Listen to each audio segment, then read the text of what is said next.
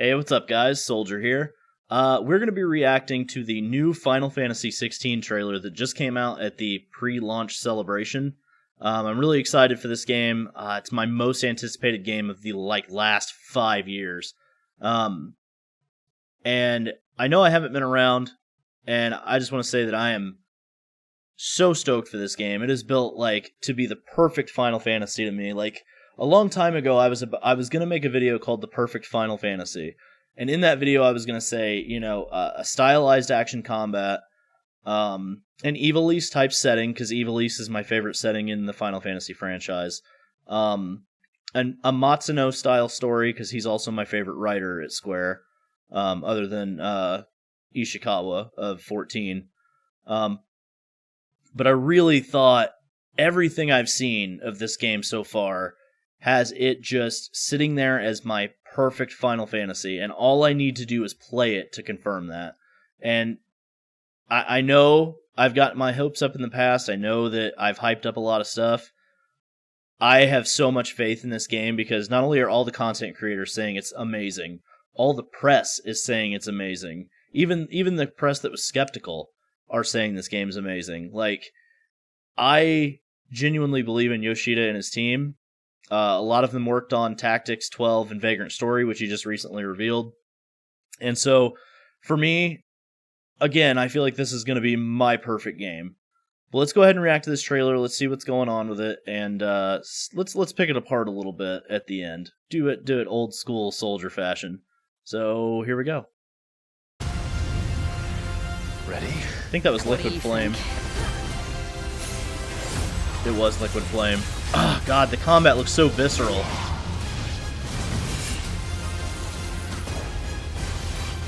Some 14 mechanics going there. God, his... I'd heard rumors that you'd survived. Lord Rosfield, I've been looking for you for a very long time. I'll tear you apart with my blood! Oh, I love Titan.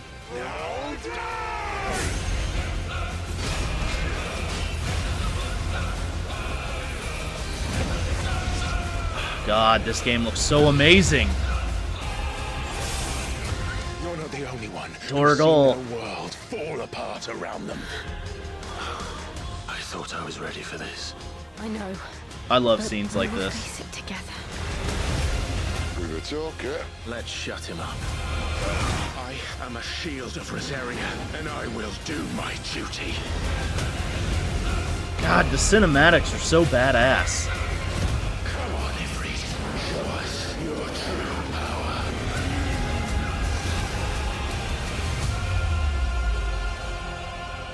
God, this is gonna be so badass, dude. So badass. Okay, so a few things that I want to note before we go back through this trailer again a little slower. I love that Sid, Yoshi P is a huge Matsuno fan too. Obviously, they work together. They like to work together and stuff. But what's really awesome about this is that Sid in Final Fantasy Tactics is known as the Thunder God, and we see it in the Tactics raid in 14. And then you look here, and Sid is the Thunder God in this game, and it's so great. I love the parallels from Tactics and 12 that are fitting into this game. I just absolutely love it. And obviously, if you've played 14, you've seen the Tactics references and stuff like that, so you already know what's going on there. But it just, this game is so perfectly made for me, man. It's ridiculous. So let's slow it down to half.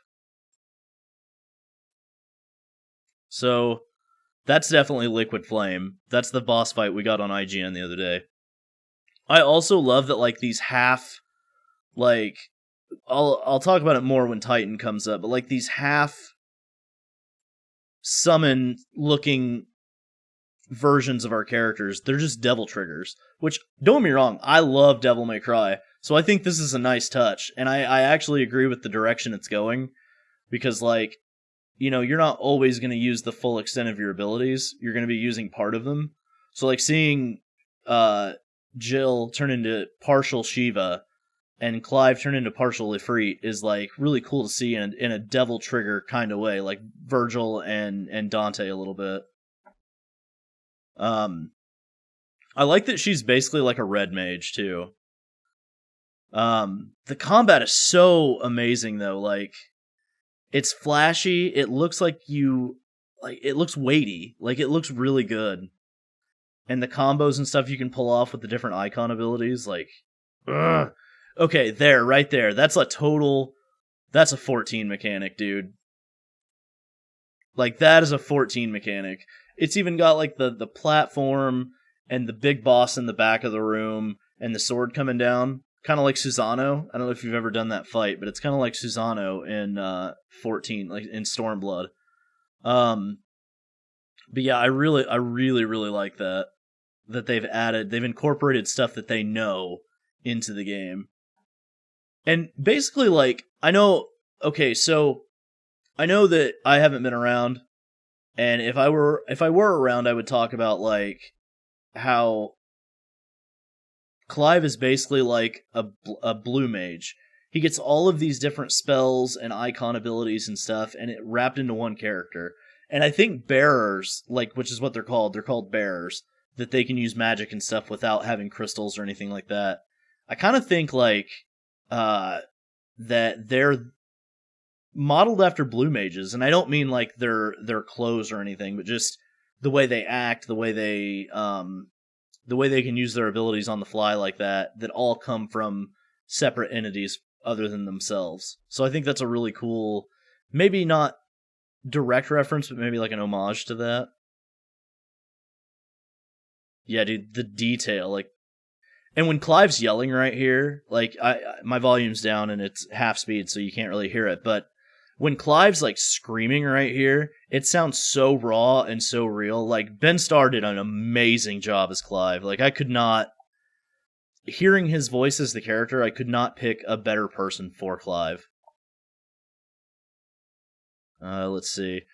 See, this is really cool. This is Sid using an ability of his. And these are all rendered in real time in-engine, so that's really cool too. But I love Sid too. I love his voice. I love, like, the Thunder God atmosphere of him. And then, of course, we got Torgal. Best boy.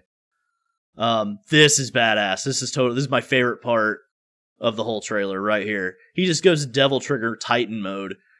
And it's just like, this raw emotion in him is amazing. I love it.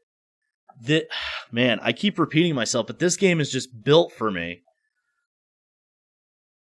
Like, the Titan blocks and the counters and the different... Like, this is badass. Like, come on. Like, oh my god. This game is going to be so good, dude.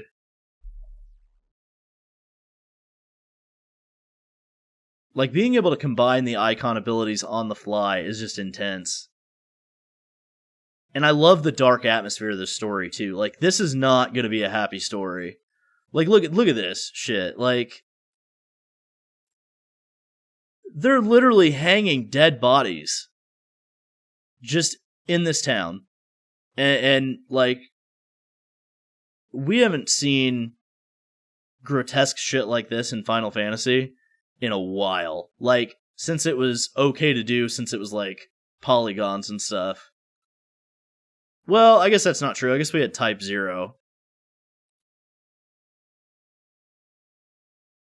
I love this scene.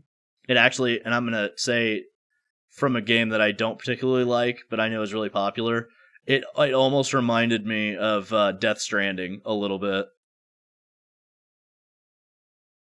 But like, I don't know if they're going to have these two be in a relationship. I almost don't want them to, because they grew up as like sort of brother and sister.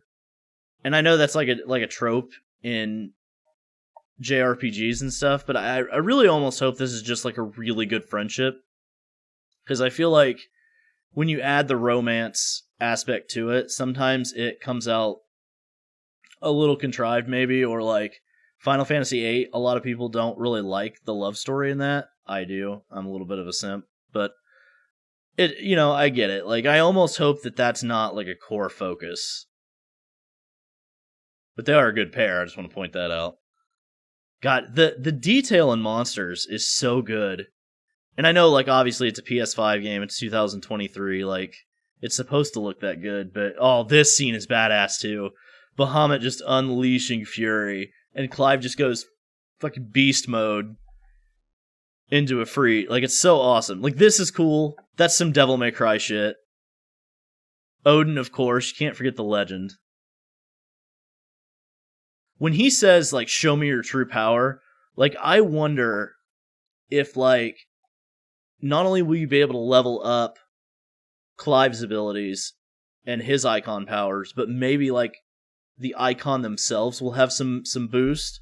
Like, Final Fantasy X did it with the Aeons, where you could boost the Aeon and it would, like, make them stronger and stuff. So I wonder if maybe that could be something, or if Ifrit will just, like, have a power level as the game progresses. Kind of like, when you watch Dragon Ball Z and they just progress over time. Like, I wonder if that's just how they're going to do Ifrit. Like, this is a clash I cannot wait to see. And I know that Square tends to, like... I still love that logo. That's got to be one of my favorite logos in the whole franchise. But, like... I know that Square has a tendency to show a lot more than they should. But I feel like they haven't released anything like the main bad guy. Like, sometimes Square has this bad habit of releasing the final boss in their trailers, and it's like, no, like, hold that for the game, but I feel like everything we've seen has been so out of context that, like, trailer magic, stuff like that. But it's just one of those things. I'm really excited for this game. I've been privately theory crafting on my own. I've been privately really enjoying everything they've shown us, and I miss this. I miss being able to talk with you guys about that stuff. So, again, I don't know if this is going to be a full-time thing. I doubt it. I do want to make videos every once in a while, and obviously we're uploading our podcast also on top of that. So there's going to be a fair amount of content for you guys to watch. The podcast is about an hour long. The first episode is anyway. By the time the next episode comes out, though, I'll have played this. So I'll have my hands-on impressions of the game itself, probably the full game by then. And me and my co-host Corey are going to talk about it. But anyway, guys, don't forget to follow me on Twitter, at soldfirst_class. Don't forget to follow me anywhere in the links in the description below. This was fun. I had a lot of fun doing this. I had a lot of fun talking in my real voice. So, thank you for watching. Love you all very much. And I'll see you later. Bye.